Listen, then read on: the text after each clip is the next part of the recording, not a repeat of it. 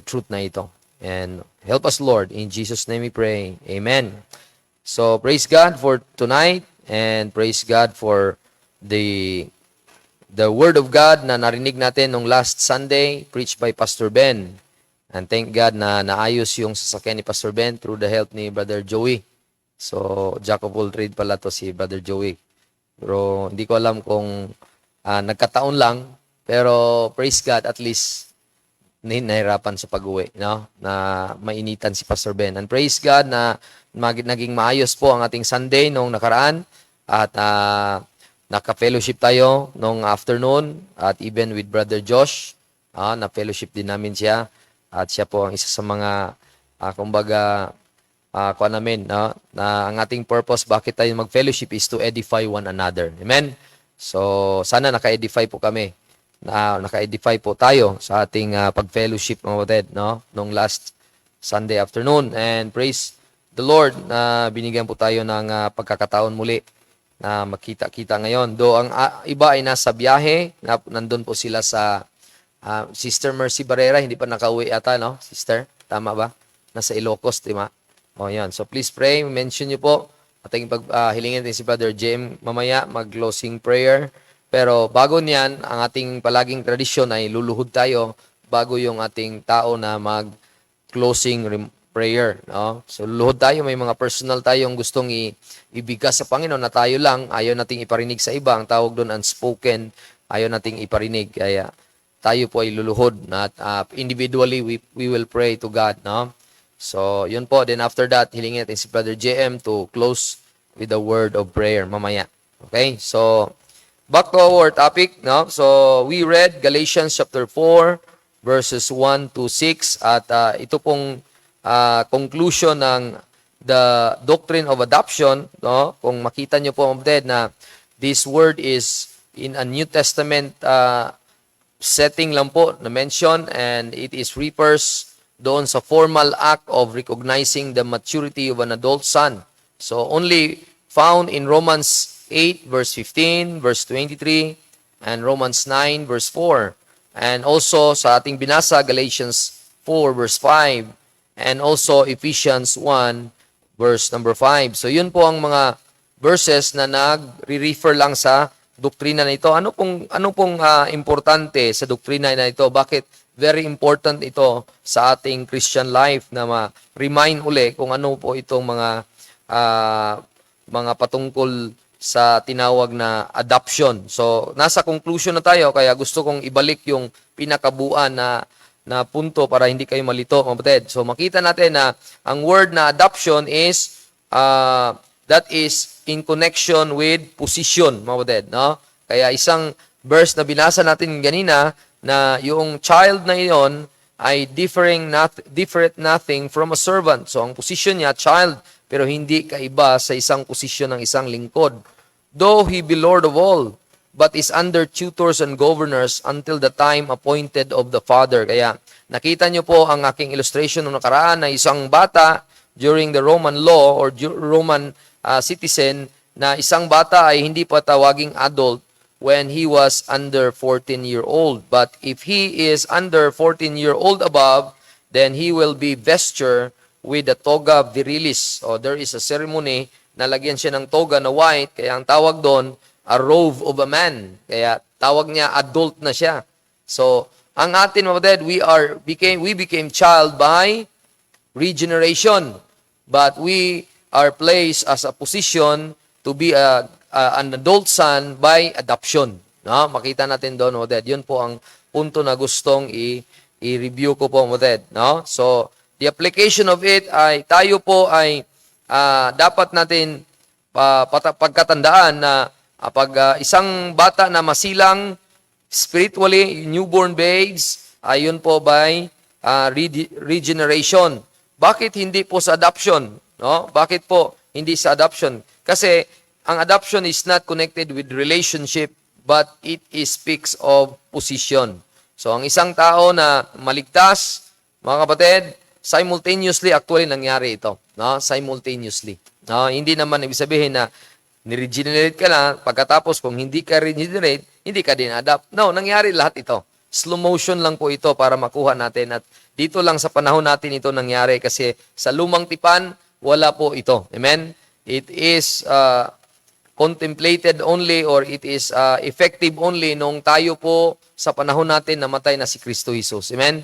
It is the Old Testament era or it is the time na kung ang blood ni Kristo ay nag-effect na po sa panahon natin ngayon because it was shed at the cross. No? So, tayo po mga kapatid ay binigyan tayo ng posisyon na yan, hindi tayo para mag-abuse. No?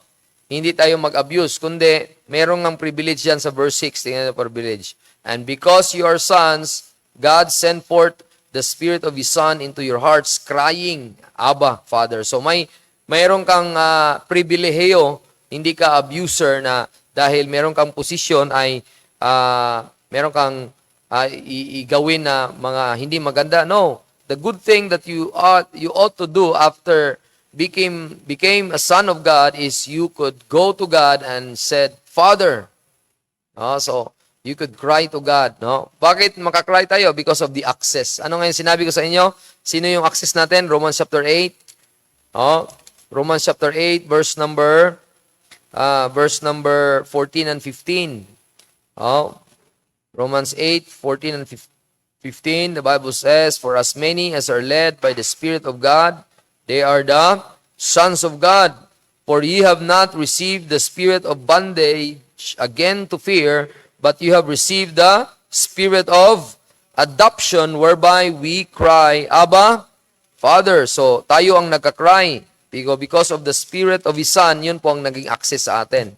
Back to Galatians 4 verse number 6, the Spirit of His Son who cry, Abba, Father, is our access. Kaya tayo may privilege na kung siya ang access natin, tayo po ay merong capability to go to God directly kasi sa Old Testament, ang mga maguwang rang or adult person or the eldest son ang may karapatan na mag-access sa Father. No? Kung gusto ka na pwede kang manghingi ng anything ay talagang kailangan mo ng posisyon. No? Kaya nga si Esau, nawala sa kanya ang pagiging adult or firstborn son, kaya napumunta kay Jacob. Kaya yung blessing na full, nandun kay Jacob tuloy. Diba? Naalala niyo po, yung binenta ni Esau, yung birthright niya, yung pagiging adult son or firstborn son niya.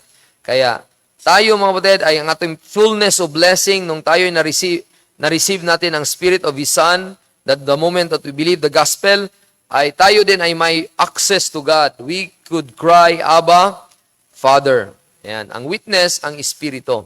Yan po mga kapatid. Yun po ang ating makita doon na blessing, no? Hindi tayo abuser sa position, but rather we take that privilege na we could cry, Abba, Father, every day in our life. The moment that we believe the gospel, we call on God every moment, from time to time, everywhere. Look at 1 Corinthians 1:1.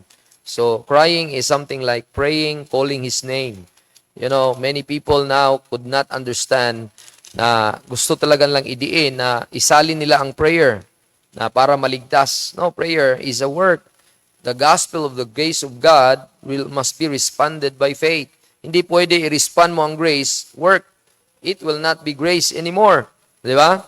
So sabi ng Bible sa 1 Corinthians chapter 1, verse number 2, unto the church of God which is at Corinth, to them that are sanctified in Christ Jesus, called to be saints. So kung ikaw ay naniwala na sa gospel ng Panginoong Hesus, na siya ay namatay, nalibing na buhay namang muli, itong ginawa niya, ang iyon ay makapag-sanctify sa iyo. Ikaw ay ilagay niya sa Panginoong Hesus. The Spirit of God put you in Christ, ang sanctified in Christ. Malinis ka na, hindi ka na pupunta ng prosesyon para man lang matanggalan ng kasalanan or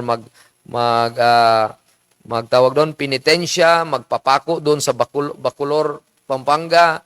No need to do that, kasi ang cleansing is only in Christ. Amen? Kaya after all, kung maniwala ka sa Ebanghelyo ng Panginoong Hesus, kung paano siya namatay, nalibing, nabuhay ng muli, at ito'y kumpleto at sapat para iligtas ka, after all, tawagin ka ng Biblia na santo. Hindi ka na magprosesyon at magpapako sa cross para maging santo, kundi naniwala ka lang sa Panginoong Hesukristo, santo ka na. Amen? After that, ang iyong privilege is, with all that in every place, call upon the name of Jesus Christ, our Lord, both theirs and ours. So, calling and crying is same thing. Nakuha niyo po? So, adoption is something like a position na meron kang privilege to call to God and cry, Abba, Father, or Amahan ko, Ama namin. Ama namin. So, after getting saved, hindi ka titigil na magtawag. Amen? That's a privilege. That's a privilege. You could call to God. Amen? Are you using that privilege? Gumagamit ba kayo sa privilege na yan? Sana po, gagamitin natin yan because it's a good privilege for us. Sino pong may access? Ano pong access na binigay natin? Bakit may privilege tayo? Because of that one Spirit. Actually, kung wala ang Espiritu sa atin, hindi tayo makatawag sa Panginoon. Ephesians 2 verse number 16. Not 16, 18. Ephesians 2 verse 18, sabi ng Bible, for through Him, so Jesus Christ ang Him na yan, we both have access by one Spirit unto the Father. So after having the Spirit of His Son, meron tayong access to cry to God as our Father, and who allow us and given us an access by one Spirit, because of the Spirit of God. Do you have the Spirit of God? Kailan po na-receive niyo ang Spirit of God? Dahil ba kayo ay sumunod sa isang panalangin? Hindi po. There is no such thing as receive to believe. But there is such thing as believe to receive. Amen? So, ang ibig sabihin nito, Acts 19 verse 2, sabi ng Bible, Acts 19 verse 2, kailan po ba na-receive niyo ang Holy Ghost at Holy Spirit para bibigyan kayo ng access to the Father? Kailan po? Kailan niyo po natanggap ang Holy Spirit? Verse number 2 of Acts 19. Anong sabi ng Bible?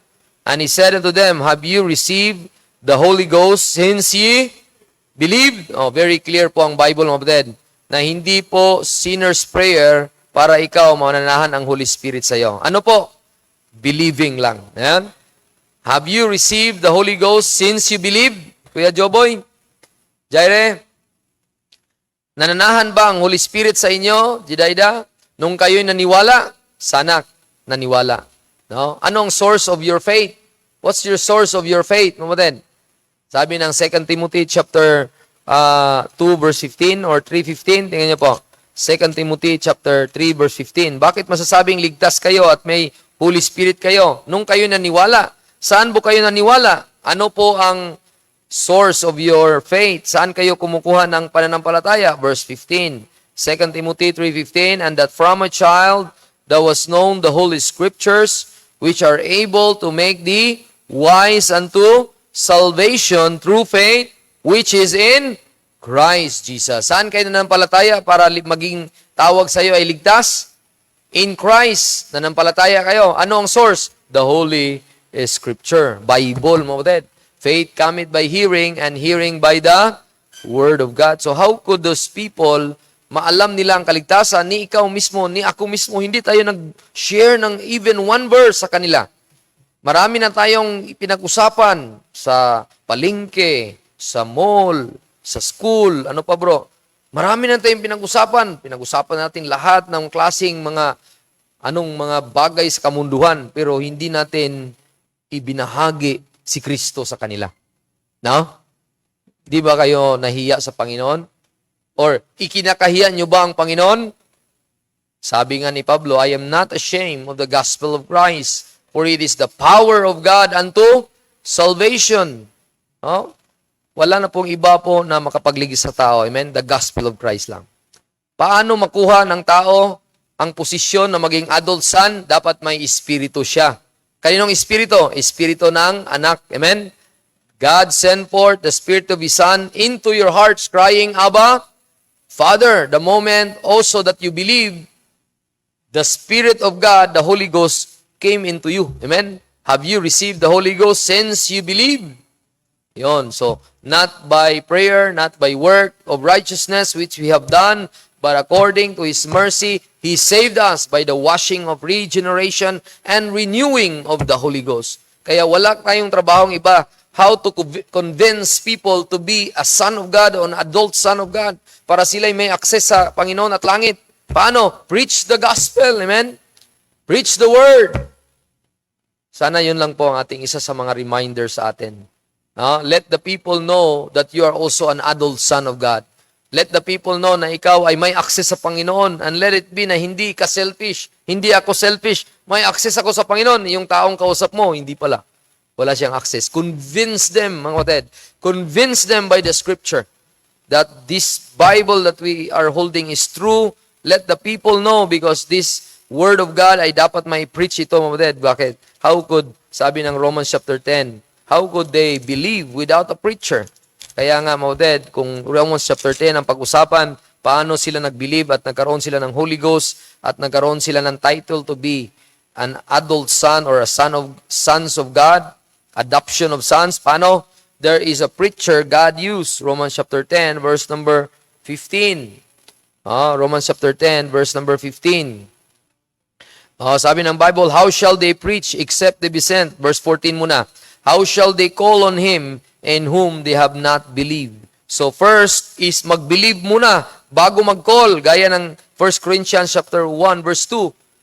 Naging saint muna. Naging santo muna. Na-sanctified muna and call every name. Called upon the name of the Lord, and everywhere, both theirs and ours. No? So how should they call? How should they confess? How should they have the access and crying to God as a son, an adopted sons of God, or may title na adopted sons or spirit of adoption? How could they use that privilege? How could they use that position kung hindi na mismo sila saved? Amen? Kaya maging believer muna sila. Amen? How could they believe? Verse number 14. In whom they have not heard. Ang ganda ng topic natin. Adoption. Adoption. Para sa atin ito. Pero paano ngayon ang iba? Amen? Paano yung ibang mga tao? Paano yung ibang kaluluwa? Yung iyong anak, yung iyong asawa, yung iyong mama, yung papa, yung uncle, lola. Paano sila? Paano yung kapitbahay natin? How should they believe in whom they have not heard? Amen? And how shall they hear without a preacher? Are you willing to preach for them? Babae man ako, pastor. No, be a witness. Ang witness mo, preaching na rin. Ano ba ang witness? A witness is those who hear, who see, and who nandun siya. Pag sinabing may bomba na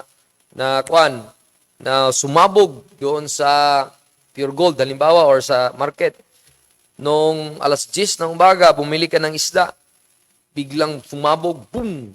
Then after that, nabalita sa GMA or lahat ng mga news mga company. Then nung nabalita, ikaw sa na-interview. At ang interview, ganito. Ikaw ba'y nakakita sa pangyayari? Upo, nakakita talaga ako. Anong oras po ba sumabog? Mga bandang alas 10. Ngayon, hindi magtatanong ang mga tao doon na tawag doon, yung mga, kasi witness ka lang eh. Alam mo, hindi reporter na anong klaseng bomba, galing sa Amerika o galing sa Pilipinas, hindi na magtatanong. Amen? Hindi na kailangan itanong yun. Amen? Kasi ang witness doon sa isang husgado is yung oras at nakita at narinig. Ang tanong, kayo po ba'y ligtas? Kayo po ba ay nagkaroon ng Espiritu ng Diyos? Kayo po ba ay nagkaroon ng title as the adult son of God or adoption of sons? Kayo po ba ay nagaganon? Unless na lang kung hindi real sa buhay niyo, hindi kayo witness. Kaya niyo po? Unless na lang kung yung sumabog ay gawa-gawa mo lang yon at sinabi niyang bandang alas 10 ay nandun ako pero wala pala. Di ba? So, kayo po ba ay ligtas? Kayo po ba ay patungo ng langit? Pag mamatay? Kung kayo ay sigurado, witness kayo. Ngayon, kung witness kayo, hindi na kailangang elaborate na sobrang dami. Yung buhay nyo palang witness na. Amen? Yung buhay ko palang, pwede nang mag-witness at sabihin mo, ako, hindi ko alam dati. Pero ngayon, alam ko na kung saan ako patungo. I remember a child, a blind pala, John chapter 4 ba yun? I was once blind, but now I see. Yun sinabi niya. May statement siyang sinabi niya doon na wala akong pakialam kung sino yun. No? Pero ang alam ko lang na ako'y blind dati, pero ako ngayon ay nakakita na, no? Ako ngayon ay nakakita na. Kaya John chapter, look at John chapter 9. Okay? John chapter 9, verse 25. Ang sabi ng Bible, John chapter 9, verse 25, tinanong kasi siya, kayo, kung tanungin kayo, ligtas po ba kayo? Kayo po ba ay nagkaroon na ng title, Spirit of Adoption? The Spirit of the Son of God came into you and crying, Abba, Father. Kayo po ba ay nagkaganon? Totoo po ba sa inyong buhay yon? Totoo po ba sa aking buhay yon? Pag totoo yon, witness ka na. Witness ka na ikaw, alam mo na kung saan ka patungo, alam mo na ang inheritance mo ay langit. Diba? Sabi ko sa iyo, hindi relational, kundi positional, di ba? Alam mo na ang langit ay sayo na, alam mo na kung ano ang title mo, tagapagmana na dahil you are an adult son of God. You have that spirit, you have received the spirit of adoption. Amen? Alam mo na yun. Alam nyo po ba? Parang dapat tayo itong tao na to. Verse 24, ready, go. Then again, called they the man that was blind. Oh, blind to tayo to, parang ganun. And said unto him, give the praise, give God the praise. We know that this man is a sinner. He answered and said, whether he be sinner or no. O, kasi sino ang tinawag na sinner? Dito sa context. Sino po? Ang tinawag na sinner dyan ay si Jesus Christ. Ayaw ng mga Pariseo kay Kristo. Look at verse number 22 muna. Verse number 21. By what means he now seeth, we know not. Or who hath opened his eyes, we know not. He is of age, ask him. No, kasi tinanong siya ng mga Pariseo Verse number, saan ba ang Pariseo dito? Sa verse number, look at, verse number 16. Therefore, said some of the Pharisees, this man is not of God. Ba niya po? Si Jesus Christ ay hindi sa Diyos. Kayo po ba ay naniwala nga si Jesus Christ hindi sa Diyos? That's a miserable statement. Kung naniwala kayo nga si Jesus Christ hindi sa Diyos, parang Pariseo, hindi sila naniwala kay si Jesus Christ galing sa Diyos. To make that story short, jump to verse number 24. Then again, tanungin mo siya kasi meron naman siyang tao na siya at malaking tao na. So tinanong, verse 28, therefore said his parents, he is of age. Meron na siyang edad. Adult na siya. Tanungin niyo siya. Then again, called they the man that was blind and said, give God the praise. So, meron pang ganun ang mga Pariseo, no? We know that this man is a sinner. Is Jesus Christ a sinner to you? He is not a sinner, but he became sin for you. Amen? Ginawa siyang makasalanan or naging makasalanan para sa atin. 2 Corinthians 5:21. Verse 25, ano nangyari? He answered and said, whether he be sinner or no. Ito ang witness. Ito ang tunay na witness. Ganito dapat tayo mag-reason out. Kung yan man ang sasabihin nyo sa akin, kahit sinner man siya or hindi ko alam, pero ang alam ko lang, kung alam ko lang, ako'y dating bulag, ngayon nakakita na. Kayo po ba ay tagalangit dati? No, hindi nga alam kung saan kayo patungo Bakit? Why we could say that heaven will be our home? Because we receive the spirit of adoption. Amen? We have the inheritance. We have that tagapagmana tayo sa langit. We are an heirs of God. Amen? Joint heirs with Christ. Kayo po ba ay tagalangit na? Boy? Then be a witness. At sabi niya, kahit ang sasabihin nyo, ganito, ganyan, hindi man si Kristo Diyos, ano bang klaseng sabihin nyo? Kasama ba ang sinner's prayer o ano pang mga water baptism o religion? Wala akong pakialam. Ang pakialam ko, naniwala ko sa gospel, ako'y saved na. Sabi ng Bible. Amen? I am not ashamed of the gospel of Christ, for it is the power of God unto salvation to everyone that believeth. Yun ang alam ko. Once I believe, I am saved. Amen? Amen? Kayo po'y saved. Once, sabi ng Bible, it is the foolishness. Sabi ng 2 Corinthians or 1 Corinthians 1:21. Tingnan niyo po. Ito yung dapat na i-park natin kasi kulang tayo ng Kulang tayo ng encouragement na wala tayong Kumbaga, parang kontento lang buhay natin. Trabaho dito, aral dito, aral doon. Tapos wala tayong care sa kaluluwa. Amen? Kaya mag-preach tayo mabuti this coming Saturday. And let's revive that preaching, no, in the public or anyone. Let's prepare.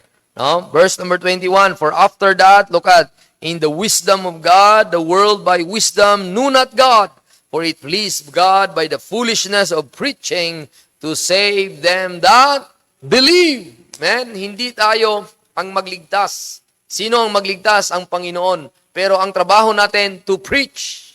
Amen? To preach. To give gospel tracts. Kaya may gospel tracts ako doon, mga. Kana, maubos nyo po yon. Kasi mag-print pa ako marami bukas. No? So, let us go to the world and preach the gospel. Kasi ang responsibilidad natin, ang ganda ng pag-aaral natin, ng adoption, the doctrine of adoption, pero tayo naman ay walang willing na ibang tao din ay ma-adopt sa Panginoon. Amen? Gusto lang, selfish tayo lang. Amen? No? So, sana hindi po. And the blessing of adoption is, first, we have the Father that loves us. Amen? Look at 1 John chapter 4. Verse number 6. 1 John chapter 4, verse number 6. Yun po ang mga blessing ng adoption. No? Hindi lang tayo na mag-share ng gospel sa tao na wala silang marinig na good news. No? There is a Father na mamahalin sila. No? Hindi sila pabayaan. No? 1 John chapter 4, verse number 1 to 6. Sabi ng Bible, 1 John chapter 4, verses 1 to 6. Beloved, jump na tayo sa verse number 7. Sabi ng Bible, Beloved, let us love one another, for the love is of God, and everyone that loveth is born of God, and knoweth God. He that loveth not knoweth not God, for God is love. In this was manifested the love of God toward us, because that He sent His only begotten Son into the world that we might live through Him.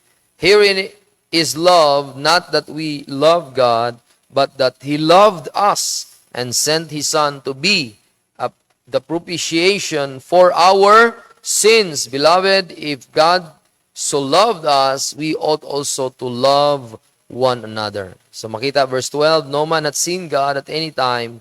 If we love one another, God dwelleth in us, and His love is perfected in us. So makita natin dito, mga na verse number 14, look at, and we have seen and to testify that the Father sent the Son to be the Savior of the world.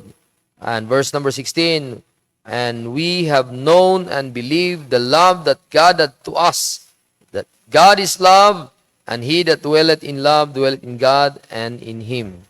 Verse number 17, herein is our love made perfect, and we may have boldness in the day of judgment, because as He is, so are we in this world. There is no fear in love, but perfect love casteth out fear, because fear hath torment, and he that feareth is not perfect in love. We love Him because He first loved us. So, madaming mention ng love, mga kapatid, no? Madaming mention ng love dyan. Hindi ko alam kung ilang beses, sobrang dami. Pero ang point dito, hindi man natin direct na i-apply sa kaligtasan ng kaluluwa kasi there is a condition, the word if, no? But the practical lesson na makita natin, there is a God who loved us. Amen? May Diyos na nagmamahal sa atin. At meron pa dyan, much more. Look at Romans chapter 5. Hindi lang tayo minahal doon sa cross nung namatay si Kristo, kundi everyday as a saved, as a son of God, small s, tayo ay minahal pa niya araw-araw. Look at Romans 5, verse number 8 and 9. Look at, but God commended His love toward us, in that while we were yet sinners, Christ died for us. Much more than, yun po, hindi lang ikaw minahal doon sa cross, namatay siya. Much more than being now justified by His blood, we shall be saved from the wrath. Ano ba yung wrath to come? Of course, yung time ng tribulation. So from the wrath na ipupoured out niya through Him. For if when we were enemies, we were reconciled to God by the death of His Son. Much more being reconciled, we shall be saved by His life. So yung word na much more, yun yung present natin. The Father who loved us. Verse 11, not only so, but we also joy in God through our Lord Jesus Christ, by whom we have now received the atonement. Look at verse number 15. But not as the offense, so also is the free gift. For if through the offense of one many be dead, much more the grace of God and the gift by grace, which is by one man, Jesus Christ, abounded unto many. So makita niyo po, mga yung word na much more, yun po ang ating natanggap sa Panginoon. Yung word na beyond. Beyond Christ's death ay nandun yung blessing. Amen? The love of God. Kaya nga sa Romans chapter 8, look at verse number 38 and 39. Look at verse number 38, verse number 36 muna. As it is written, for thy sake we are killed all the day long, we are accounted as a sheep for the slaughter, nay, in all these things. In all these things. Ano po yung things na yon? In all these things. Ano yung things na yon? Verse number 34 and 35. Ito yon. Ito yung things na yon. Verse number 35 lang pala. Who shall separate us from the love of God? Tribulation? Sino sa inyo ang hinabol na ng baril dahil nagba-Bible? Or ano ba? Pupugutan ng ulo dahil nagba-Bible? Nagpasalamat nga tayo, nasa Pilipinas tayo. Amen? Wala pang ganong tribulation. Amen? Sino sa inyo ang pinipigilan ng asawa? Huwag kang magsimba ngayon. Huwag magsimba kasi ulan. Something like that. No, maraming mga country ngayon na bawal magsimba. Tribulation talaga sa kanila. Is there tribulation in your life? Or distress? Na-distress po ba kayo dahil wala ng pera, wala ng bigas, walang pambayad ng anong mga bagay na dapat mabayaran? Or maraming trabaho sa bahay, labahin dito, labahin doon. Tapos may mga anak pang magulo or something like that. Or aso, or ipis, ang dami, daga, ang daming gulo. So marami kang distress. So is that your problem? Na hindi ka na makapag-worship sa Panginoon? Persecution. Or famine, wala na talaga. Wala na may isuot, wala na makain. Or nakedness, wala na talaga. Or peril, or sword. Yan ba ang problema ninyo po, Moted? Problema natin? Sabi ng Bible, we are killed all the day long. We are accounted as a sheep for the slaughter. And our enemy is the devil. Amen? Sabi ng Bible, kahit ang devil pa ay inaabang-abangan na tayo kasi the devil's work is to kill, to steal, and to destroy. And we are just like the sheep na nandun palagi sa enemy's line. Verse 37, nay, in all these things, kahit paman na delikado ang buhay natin, we are more than conquerors through Him that loved us. So we have the Father that loved us. Amen? Kung tayo po ay we have received the spirit of adoption, we don't have to fear because we are conquerors. Amen? We are conquerors. If we receive the spirit of adoption, again, not to fear, but to conquer through Christ that loved us. Verse 38, for I am persuaded that neither death, nor life, nor angels, nor principalities, nor powers, nor things present, nor things to come, nor height, nor depth, nor any other creature shall be able to separate us from the love of God which is in Christ Jesus our Lord. So, yung love ng Panginoon nandun sa mga tao na tinawag na son, or sons of God. God has given us that privilege na binigay sa atin. Not only the one who loves us, who also care for us. 1 John 5:7, cast your care upon Him, for He careth for you.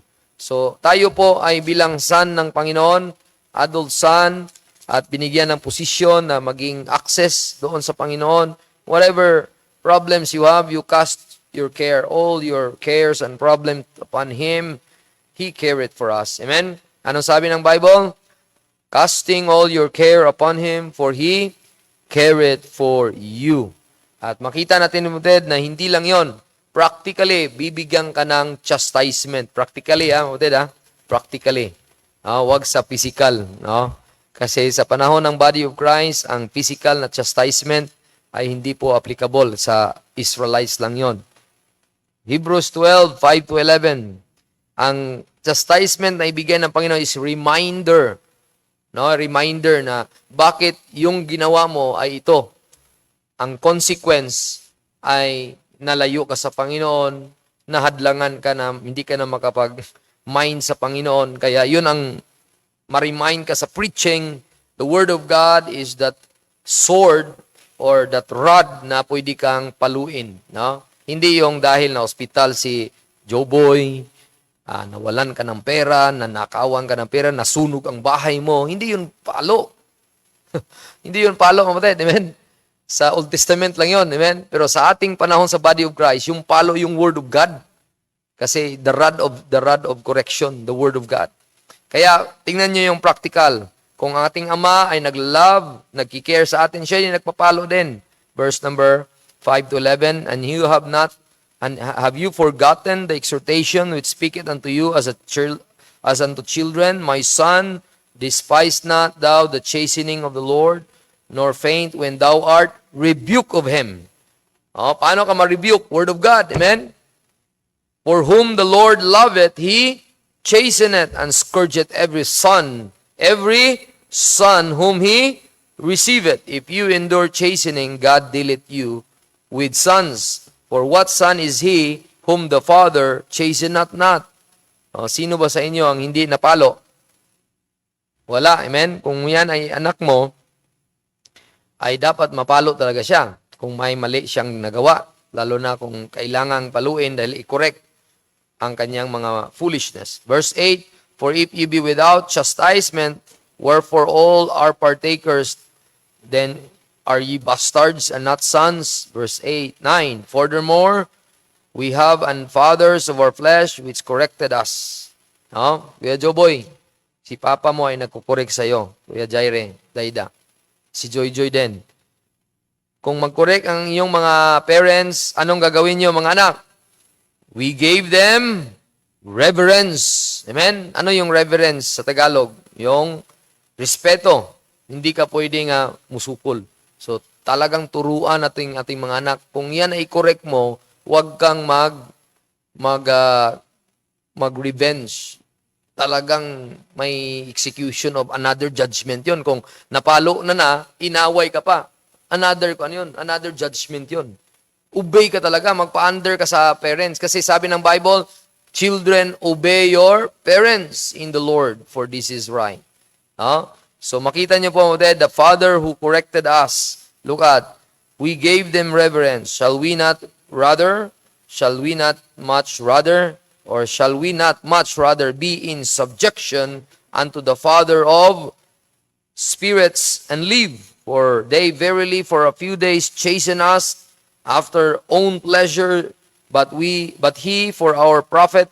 Para sa ating kabutihan lang yon pag tayo i-correct.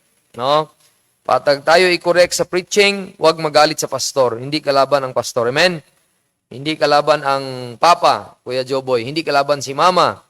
Kundi para yon sa iyong prophet. Kabutihan mo yon.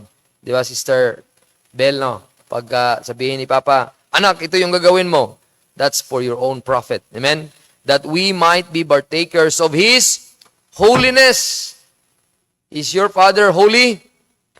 I have a God who is holy. Bakit po siya tinawag ako na adopted sons of God? Or I have received the spirit of adoption. Bakit? Gusto niya din na hindi lang gamitin ko yon as a saved person para iwaldas ko ang mga buhay ko. Kundi, I should be holy every day. Amen?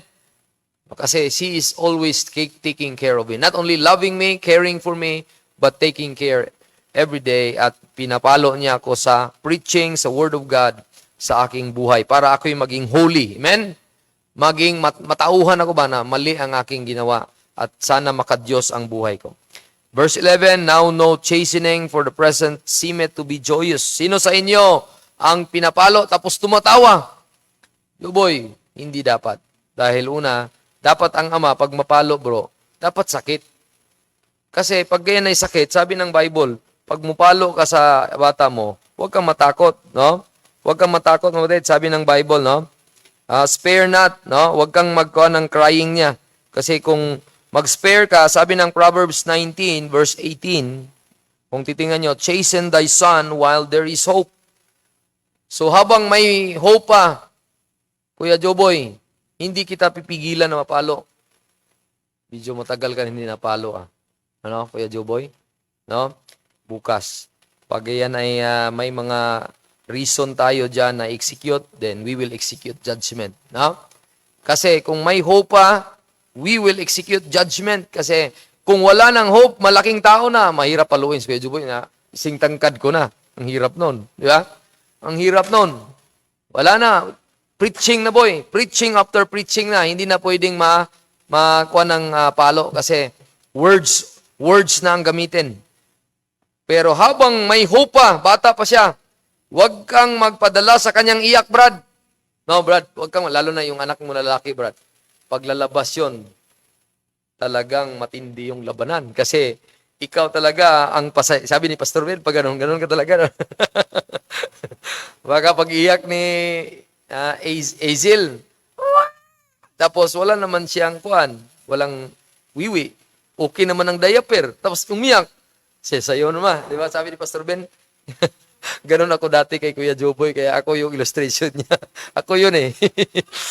No? Kaya tayo'y hindi magpadala sa ating anak. Amen? Let not thy soul spare for his crying. Amen? Kaya mapatid, ganun ang Panginoon natin ang Ama sa langit. Amen? We have received the spirit of adoption, not to fear, because we could cry, Abba, Father, and we have the Father who loved us, we have the Father who cares for us, and we have the Father na nagpalo sa atin. Amen? Yun po ang Ama natin. Not only that, we have a Father who gives us the inheritance. Look at 1 Peter 1, 3-5. 1 Peter 1, 3-5. Sabi ng 1 Peter 1, 3-5, hindi lang tayo kinorek sa ating pagpalo, niremind pa tayo na mayroon tayong inheritance. Practically lang ito. Kasi 1 Peter is not directly sa atin, sa church. But it is for us to learn. Blessed be the God and Father of our Lord Jesus Christ, which according to His abundant mercy hath begotten us again unto a lively hope by the resurrection of Jesus Christ from the dead, to an inheritance incorruptible and undefiled, and that fadeth not away, reserved in heaven for you. Ano pong inheritance na ating naangkin after receiving that spirit of adoption? No? Ano po yon? 2 Corinthians 5 verses 1-5. 2 Corinthians 5 verses 1-5, yung heavenly body. No? Natanggap natin yung inheritance na yan galing sa Ama sa langit. No? God gave us that inheritance. Sabi ng Bible, for we know that if our earthly house of this tabernacle were dissolved, we have a building of God, and house not made with hands, eternal in the heavens. So, ano yung inheritance kanya? Reserved in heaven for you. Ano po yon? Yung heavenly body. Amen? Let not your heart be troubled. Believe in God. Believe also in me. In my Father's house are many mansions. If it were not so, I would have told you, I go to prepare a place for you. And if I go and prepare a place for you, I will come again and receive you unto myself, that where I am, there ye may be also. Context, Israel. Hindi naman tayo yon. Pero practically, God is preparing the body for us. Amen? Saan? Sa langit. Kung saan si Kristo, din tayo. Amen? Bakit na-realize natin yan? Bakit naangkin natin yan? Totoo yan dahil of the spirit of adoption na natanggap natin. The spirit of His Son came into our hearts and we could say, Father, thank you for all your love, for all your cares, for all your protection and chastisement, and even inheritance await for us. Ano nga yung kaibahan ng adoption of sons and adoption of children? Ang adoption of sons is a possession na present. Amen? Tayo po yung nakaupo na sa langit. We have that reserved heavenly body for us. Nakaupo na doon because of the spirit of adoption. Nakaroon tayo ng posisyon na adult son. We are an heir of God, an heirs, joint heirs with Christ. Ngayon, ang kaibahan naman ng Ephesians 1 verse 5. Para rin sa finalization ng review natin. Ephesians 1 verse 5. We have a Father who gave us this title also. Hindi lang saved, kundi we received the spirit of we have predestinated us unto the adoption of children by Jesus Christ to Himself according to the good pleasure of His will. So ano po ang ibig sabihin ng having predestinated us unto the adoption of children by Jesus Christ. So the word unto is may direksyon, di ba? Hindi yan present na makuha mo agad. Kailan makukuha ito? Look at sa Romans chapter 8. So future po 'yon. Dahil sa title ng adoption of children, yun yung awaiting na blessing mo. Na-possess mo yung inheritance na yan, nakaupo ka na sa langit, meron ka ng heavenly body na ka-reserve sa'yo, pero paano yun makonsume mo? The consummation ng promise na yon, yung ikaw ay mawala ka na dito. Paano? Sabi ng Romans 8:26, look at Romans 8:26, future po siya, mga future mangyayari. Romans 8, verse number, not 26, 21 to 24. Look at. Ready? Basa. Because the creature itself also shall be delivered from the bondage of corruption into the glorious liberty of the children of God. Because of the adoption of children, may promise tayo. Ano yung adoption of sons? Inheritance agad. Langit sa'yo na. Heavenly body sa'yo na. Promise na yan. Hindi na yan mawawala sa'yo. Pero paano ito makonsume na merong title adoption of children? Amen? Yung adoption of children, yun yung consummation ng iyong promise na inheritance. Amen? Makuha mo na yon. Verse number 22. For we know that the whole creation groaneth and travaileth in pain together until now. Even this world ay nagpain until now. Verse 23. And not only they, but ourselves also, which have the first fruit of the Spirit. Paano ngayon na-receive mo yung Holy Spirit? By believing. Amen? At ikaw na ngayon din, pumasok yung Spirit of His Son, then meron kang Spirit of Adoption. Nasa'yo na lahat. Then after that, even we ourselves groan within ourselves, waiting. Ano yon? For the adoption. Ano yon? To wit, the redemption of our body. So, kanya po, yung adoption na yon, connected yan sa gospel, blessed hope, yung rapture. Pero ang adoption of sons, yun yung present na position mo ngayon. Nakaupo ka sa langit, meron kang position na inheritance na faded not away, naka-reserve na yon. Pero consummation in that, nasa future nangyari by the virtue ng title, adoption of children. Nakuha niyo po yung word na adoption? Iba yung adoption of sons, iba yung adoption of children. Kasi ang children na yan, adoption of children, tayo na pinangakuan ng katawang langit, makuha natin yan, i-redeem natin yan one day kung ma-rapture out tayo. No? One day when Christ will descend from heaven with a shout, with the voice of the archangel, with the trump of God, and the dead in Christ shall rise first. Then we which shall arrive and remain shall be caught up together with them in the clouds to meet the Lord in the air, and so shall we ever be with the Lord. And one of the prayer of Apostle Paul, once a person believed the gospel, Ephesians 1:14. Look at Ephesians 1:14. Ang 1:13, saved na siya, sealed by the Spirit. Pag 14, reminder noon sa adoption of children, which is the earnest of our inheritance.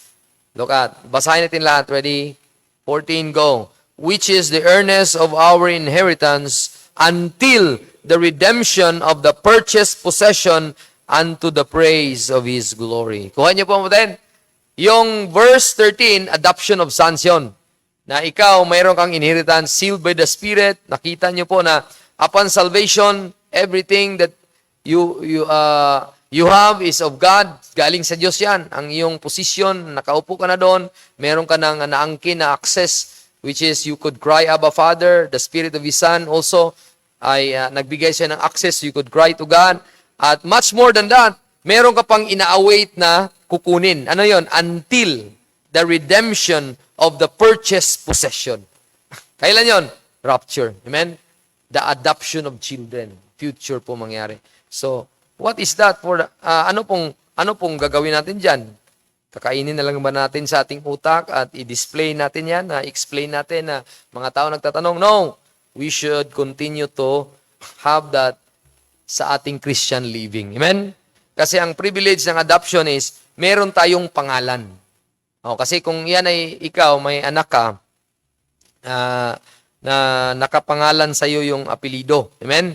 So there is a name that is na nakapangalan sa atin. Sika, 1 John 3 verse 1. 1 John chapter 3 verse 1. So kung ano ang pangalan ng Panginoon, identified tayo. Sino po ang nakaakibat sa ating pangalan? Of course, sa Panginoon. Amen? Hindi na tayo sa ating sarili na tayo-tayo lang. Oh. Verse number 1, 1 John chapter 3 verse 1. Behold, what manner of love the Father bestowed upon us, that we should be called the sons of God. So yun ang pangalan, called to be the sons of God. Therefore, the world knoweth us not, because it knew Him not. Oh, verse number 2, beloved, now are we the sons of God? Are you the sons of God?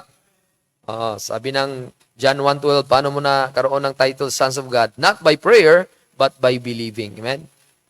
As many as receive Him, to them gave He power to become the sons of God, even to them that believe. Amen? Yun ang meaning ng receiving is believe. So, kung merong ang title, sons of God, it doth not yet appear what we shall be. But we know that when He shall appear, yun na yung adoption of children. When Christ will appear, ano mangyari? We shall be like Him, for we shall see Him as He is. Verse number 3. Every man that hath this hope. Meron ba kayong identification ng hope ni Kristo? Pangalan ni Kristo? Meron ba kayo? Meron ba tayo, mga kapatid? Kung meron tayo, mga kapatid, na one day ay mawala tayo sa mundo ito, in Him purified Himself even as He is pure. Kasi ang name ng Panginoon is pure. So we have a Father's name that is a name that is pure, a name that is a great, a name that is loving, a name that is Savior, or whatever name. The name of the Lord is a strong tower. The righteous run it into it and is safe, sabi ng Proverbs, mga kapatid. So, ang name ng Panginoon dapat naakibat sa buhay natin. No? Hindi dapat natin magpabaya kung tayo may title, Sons of God. Dapat tayo ay tinawag na Sons of God. So, nadala natin yung pangalan ng Panginoon. Sana hindi natin i-blaspheme. Mga kapatid. Amen? Kung yan ay may anak tayo, dapat may kawangis din tayo. May kahawig tayo, mga kapatid. Kahawig dapat ang ating manner sa buhay ng ating Ama. Amen? Look at Romans 8 verse 29. Kahawig natin ang manner ng kaniyang life. Oh. Kaya isa sa mga mystery naming pinag-aralan nung nag-fellowship kami ni Brother Joey, na bumalik kami sa kanila ni Brother Josh at Brother JM, ay ang tawag do bro, mystery of godliness. Anong minention ni Pastor Ben nung nakaraang linggo? How many mysteries sa Bible sa ating panahon? Ni-mention niya mga either 8 or above. Di ba? Nakuha niyo po? Or kung hindi man 7, 8 or above, yun ang na-mention niya. Isa sa mga mystery na dapat na natin hindi kalimutan, no, bago tayo magpunta sa Romans chapter 8, ay punta muna tayo sa 2 Timothy. No? Ito yung isa sa mga dapat nating maalala kung tayo po ay mag-aral ng Bible. No? Sabi ni Pastor Ben isa sa mga magandang way to feed the flock is expository of every book of the Bible. Di ba? Sabi niya. Pero kapatid, nasa topical tayo ngayon ng every Wednesday ng Bible doctrine associated with salvation. So, nandito na tayo sa doctrine of adoption. Tapos na tayo sa doctrine of regeneration. Nandito na tayo sa doctrine of adoption. So, marami pa tayong i-discuss, mga kapatid, mga doctrine. So, pwedeng bibigyan natin ng time ng ibang panahon sa iba namang passage, yung tinawag na book by book study. So, look at sa 2 Timothy chapter 3, 1 Timothy 3:16 pala, not 2 Timothy. Anong sabi ng Bible? 1 Timothy 3:16. And without controversy, great is the mystery of godliness. God was manifest in the flesh, justified in the spirit, seen of angels, preached unto the Gentiles, believed on in the world, received up into glory. So makihan nyo, Moted, nakuha nyo po yung thought na aking binabaybay, Moted. Una, nireview ko yung meaning ng adoption. Pangalawa, nakuha ko yung in-exhort ko kayo na kung kayo ay may spirit of adoption, hindi nyo gamitin na abuse, kundi gamitin mo ang privilege nito. Ano yung privilege? You could call on God. Amen? That hindi lang ito na pabayaan mo lang na ganyan, kundi dapat ipalaala sa sarili natin na meron tayong ama na nagmamahal, nagki-care, nagpapalo, nagbibigay ng reward or inheritance, or nagbibigay ng pangako sa atin na bilang ama, hindi po siya nagpabaya sa atin. At kung tayo po ay may spirit of adoption, meron tayong name ng Panginoon, so may family name tayo. Then meron din tayong likeness ng kung sino ang ama natin. No? Saan natin nakuha yung likeness na yon? Diyan sa verse 16 na yan. Without controversy, great is the mystery of godliness. Tanong ko sa inyo, ano po ba ang meaning ng mystery? Ang meaning ng mystery ay secret. Wala ito na ipangaral sa lumang tipan. Ano po ang wala may pangaral sa lumang tipan diyan para sa panahon ng body of Christ or church age? Ano po yon? Na ang Diyos magkatawang lupa or dito sa lupa, pupunta sa isang katawang tao. Para saan? Kung sa prophecy na side, para sana sa Israel. Amen? Pero bakit diniretso sa hintil, Brother Bernie? So, ang sabihin doon, mystery. Amen? Kasi kung sa lumang tipan, there is a child that will be born, unto us a son is given, unto us a virgin shall conceive, and he will be the governor, a counselor, a king of Israel. Di ba? Yun yung prophecy. Pero tayo po ay nasa church. Are you a part of the nation of Israel? Hindi. Part ka sa church. So ano po ang mensahe na ipinapabigay sa iyo ng Panginoon? Yung mystery na ni-reveal ng Panginoon through a messenger, Paul. Amen? Anong mystery na yan? Yung Diyos nga galing sa langit, bumaba na katawang lupa, na katawang tao, ipinangaral sa iyo bilang hintil. Yun po ang mystery doon. Ano pa ang mystery dyan? Dalawa pong mystery dyan. Ano pang mystery? Yung mystery na tayo po ay nakareceive ng spirit of adoption at ang ama natin ang Panginoon at kung ano ang kaniyang likeness ay dapat ganun din tayo. Amen? Kung ano, ikaw Brad, may anak ka bro? Meron, di ba? Kung dating bata pa siya, kung anong gusto mo, palagi akong nagsasabi kay Kuya Joboy, sino si Papa Boy? Anong gusto ni Papa Boy? Anong gusto ni Papa Boy? Anong gusto ko? Anong gusto ko? So nagsasabi siya, ito yung gusto mo Papa, ito yung gusto mo. So ang sabihin doon, alam na niya, ipinapaalam ko sa kanya ang likeness ko sa kanya. Amen? Kaya niyo po, hindi lang yon. Ang Diyos Ama sa langit, hindi niya pinapaalam, pumasok pa siya sa iyo. Saan nakuha natin yan? Sa word na godliness. Okay? Hindi naman ako planong magsulat, pero kailangan kong isulat, no? Kasi nasumulan ko nang wala akong whiteboard eh. Pero kailangan kong isulat. Oh, ano pa meaning ng godliness? No? Anong meaning ng godliness? Oh, yun. Natubag na ni Pastor Louis. No? So, meaning ng godliness is God, likeness. So, yun yung mystery na ngayon lang na ipangaral. Bakit? Kung wala po ang Diyos bumaba sa langit, galing sa langit pumunta sa nagkatawang lupa or nagkatawang flesh pala, He manifest dun sa flesh. Kung wala pa yan, hindi po ang Diyos makapamanahan sa atin. Amen? Hindi din tayo magiging mag-walk in the likeness of God. Amen? In the likeness of our Father in heaven. Kasi walang spirit of adoption na papunta sa atin kung si Kristo Jesus hindi pa namatay. Amen? God sent forth His Son, made of a woman, made under the law, to redeem them that were under the law, that we might receive the adoption of sons. Then, being sons, God sent forth His Son into your hearts, crying, Abba, Father. What's the use of sending forth Jesus into your heart after believing Him? To be like Him. Amen? To be like His Father. Amen? To be like His Father. Ang tawag doon, makadiyos. Amen? Hindi lang makabayan or makatao. Kasi kung ikaw ay makadiyos, carried over na yan. Mahalin mo ang iyong kapwa. Amen? Mahalin ang iyong bayan. Mahalin mo ang iyong ano bang bagay. Bakit? Dapat siya ang source eh. Amen?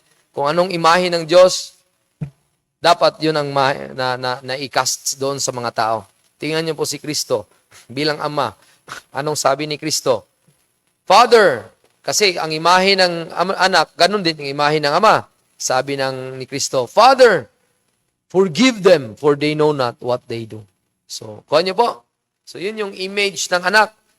Ganun din ang ama. For God so loved the world that He gave His only begotten Son. Kuha niyo po. So, ang anak, minahal niya tayo, namatay sa krus. Patawarin niyo sila. Ang ama, ganun din. God commended His love toward us in that while we were yet sinners, Christ died for us. So, paano i-apply yung spirit of adoption? We have a father's likeness. Not only a father's name, not only a father's name, but also likeness. Amen? I was made in the likeness, created by His image. Amen? After getting saved, we are in that likeness because of godliness. The spirit of godliness. Without controversy, great is the mystery of godliness. That because God manifests in the flesh, then we could be in the likeness of God. Then, last two of that, we have that relationship with God. Romans 8:15. Romans 8:15. Last two na lang, last 2 points. Romans 8:15. Ano sabi ng Bible? Romans chapter 8, verse number 15. Anong sabi niya? For ye have not received the spirit of bondage again to fear, but ye have received the spirit of adoption, whereby we cry, Abba, Father. So may relationship tayo bilang anak nga lalaki at bilang ama ang ating Diyos. Amen? So that's our relationship na makita niyo po, that relationship na tayo ay makakry. So that is a privilege to have that Father na pwede tayong malapitan. Na, Father, may problema po ako. Then, anong sabi ng Philippians 4? Kung lalapit man tayo, i-request mo na lahat mong i-request. I-mention mo na ang lahat mong i-mention. Ang Panginoon ay didinig sa ating lahat. Amen? Verse number 6. Be careful for nothing. Verse 5 muna. Verse 4 muna. Verse 4. Rejoice in the Lord always. And again, I say, rejoice. Bakit tayo hindi? Sabi ng kasabihan, ay, malungkot ako ngayon. Bakit? Tumaas yung timbang ko. Dati ako 60, ngayon 70 na. Hindi na dapat yan ikalungkot. Amen? Bakit? Mas maganda at least buhay ka pa. Amen? Doon, pwede naman i-atingan, pero wala sanang Kristiyano magsabing malungkot ako ngayon. Maganda sana, malungkot ako ngayon, hindi ako nakapagpangaral ng kaluluwa. Yun dapat ikalungkot. Yung mga malungkot ka dahil nabagsak sa exam. Di ba, Joy? Huwag kang malungkot. Amen? Rejoice in the Lord always. And again, I say rejoice. Malungkot ka kung malayo ka sa Panginoon. Amen? Oo nga, maganda ang iyong hanapbuhay, maganda ang iyong trabaho, maganda ang iyong pag-aaral, malayo ka naman sa Panginoon. Walang silbi. Amen? Walang silbi yun. Amen? Walang silbi. Kaya ang dapat ika-rejoice kung malapit ka sa Panginoon. Verse number 5. Let your moderation be known unto all men. The Lord is at hand. Dapat, mga kapatid, ang ikinagagalak mo or bakit rejoice, nag-happy ka sa everyday mo, dahil ang Diyos malapit sa iyo palagi. Ano ibig sabihin ng at hand? Ito, naabot ko. Anong tawag dito? Ito yung at hand. Ako'y makakalibit ko ba si Brother Joash? Hindi. Ikaw bro, malabit ko ba? Hindi. You are long enough na or far enough na hindi kita maabot ng kamay ko. Ang sabihin doon, ang at hand, maabot mo lang. Amen? So, kaya wala kayong magka-problema. Amen? May problema po ba tayo? Ako may problema sa aking papa, pero hindi ako malungkot. Amen? Hindi ako malungkot. Pero ang Diyos ko malapit lang. Amen? Ayun ang ating Ama. We have a relationship na you could go to God, cry, Abba, Father, and use that privilege. Verse 6, ito yung privilege natin. Be careful for nothing, but in everything by prayer and supplication with thanksgiving. Let your requests be made known unto your God the Father. Amen? Kasi kung yan ay mag-ask ka sa Kanya, walang ihadlang kung ito'y kalooban niya. Amen? Walang hadlang kung ito'y kalooban niya. Kung manalangin ka ng future wife mo, bro, halimbawa lang. Nasa conclusion na nga. na-mention pa ni Pastor. Halimbawa, ang ganda na sana. No?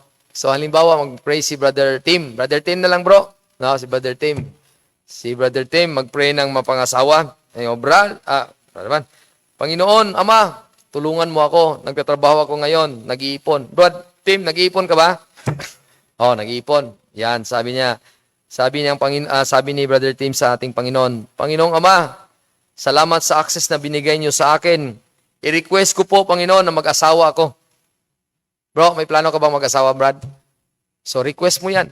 Request unto God, your Father. Kasi may relationship kayo eh. Kasi sabi ni Brother Josh, unahin ka daw eh. Oh. So, pagka yan mauna si Brother Tim, susunod na si Brother Josh. No? So, pero mga kapatid, ang Diyos na nakakaalam. Hindi ako. Hindi si Brother Josh, hindi si Brother Tim. Ang Diyos na nakakaalam. Basta sa inyo, request lang kayo. God has given that privilege for you. Last but not the least, being a son or receive the spirit of the adoption of sons, we have the Father who has that privilege na bigyan tayo ng space to serve Him. No? A time in this life. What is 99-year-old compared to eternity? What is 99-year-old kung mabuhay man tayo ng 80-year-old compared to one moment na wala ng hangganan, eternal. Sabi ng John chapter 15 verse 8. Last verse, John 15 verse 8. Hindi last verse pa ta. Madagdagan ko pa ng isa. John 15 verse 8 muna, then after that, another last verse. John 15 verse 8, we have a Father who has that service na binigay ng Panginoon. Sabi ng 8, herein is the Father's glorified, that ye bear much fruit, so shall ye be my disciples. So practical pa, hindi po yan sa panahon natin sa body of Christ. Sa ating inference, tayo na anak niya, ang ating Panginoong Ama natin, mag-glorify ang Panginoon kung gaya ng sinabi ko sa inyo, hindi ka makapagdala ng pera doon sa langit. Ang madala mo lang fruit of righteousness and even soul na pwede mong masulwin para dalhin natin sa langit. Diyan mag-glorify ang Panginoon. No? Dito sa last mga sa 2 Corinthians chapter 4, verse number last. No? 2 Corinthians chapter 4, verse number last. Patungkol yun sa eternal things. Verse number 18. Okay, we have a Father who has given us a space na pwedeng mag-serve sa Kanya in this life. In this life. While we look not at the things which are sin. So in this life, ano ang dapat nating titingnan? Hindi yung bagay na makikita. But at the things which are not sin. For the things which are sin are temporal. So sa ating Ama sa Langit, niremind niya tayo na dito sa lupa, lahat ay temporary. Sino sa inyo ang gusto mananahan sa Candaba forever? Kayo na. Congrats. Or sa Bulacan, or sa Pilipinas. Sino sa inyo? Wala po. Kaya tayo mga kapatid, wala tayong alalahanin. Bakit? Mayroon tayong assurance of salvation. Amen? Meron tayong assurance of salvation habang tayo po'y nasa lupa, ang tinitingnan natin, hindi yung mga bagay na nandito sa lupa. Dapat ang titingnan natin, as we serve God, we should continue to serve Him on the things that are eternal. Amen?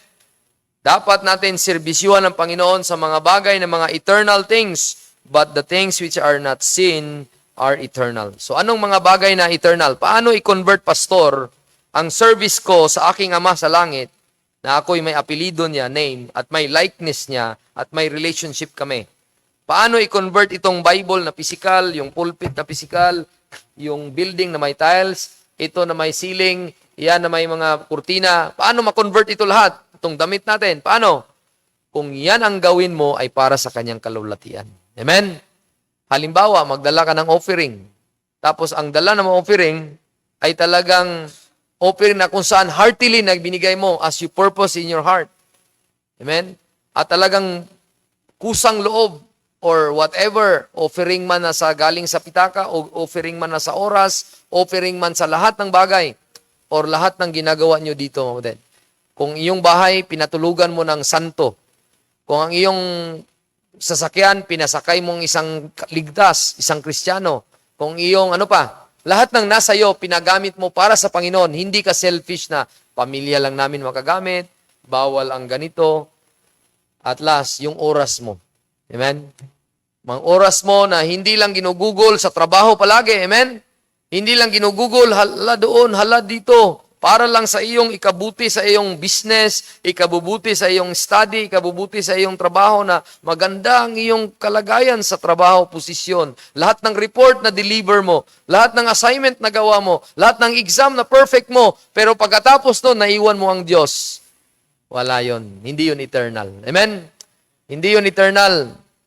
Mahirap yon. Ang Panginoong Ama sa langit, magkamot ulo na lang at sabi niya, ay anak, sana maintindihan mo yung eternal. Na ang lahat ng physical mo, ipagamit mo sa akin, na meron talaga akong kinalaman doon. Bakit? Ako ang nagmamayari lahat eh. Kung wala ako, paano ka magkaroon ng hininga? Kung wala ako, paano ka makatulog? Kung wala ako, paano ka makagising? Kung wala ako, paano ka, may ulan ba? Wala. May init ba? Wala. Wala lahat. So kalimutan ba natin ang Diyos Ama sa langit? Sana hindi. Amen?